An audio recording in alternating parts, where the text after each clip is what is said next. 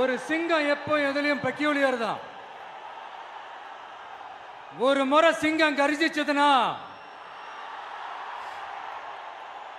அந்த சவுண்ட்ல ஒரு 8 கிலோமீட்டருக்கு சும்மா அதிரும், எல்லா திசைகளும் அதிரும். அப்படிப்பட்ட அந்த சிங்கம் வேட்டைக்கு மட்டும்தான் வெளியில வரும், வேடிக்கை பார்க்கறதுக்கெல்லாம் வெளியில வராது.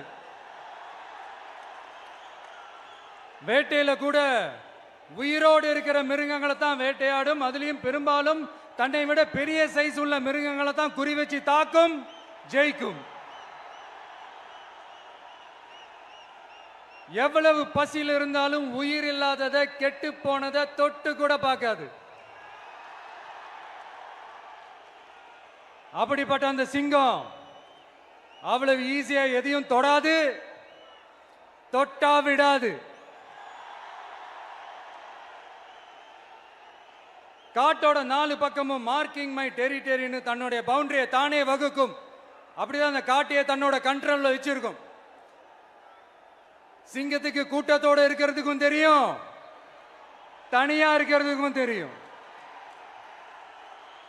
அப்படியே தனியா வரணும்னு நினைச்சாலும் அஞ்சாம அலட்டிக்காம சும்மா கெத்தா தனியா வந்து அத்தனை பேருக்கும் தண்ணி காட்டும். எப்போ எதிலையும் தன்னோட தனித்தன்மையை இழக்கவே இழக்காது. Yes, a lion is always a lion.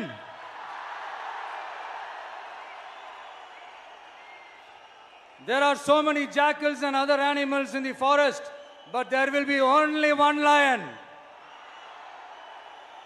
And even if it is single, it will be the king of jungle.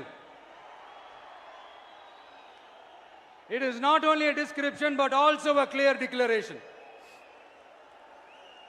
சிங்கத்தை பத்தி பேசிட்டு நம்ம சிங்க குட்டிகளையும் சிங்க பெண்களையும் பத்தி நம்ம பேசாம இருக்க முடியுமா?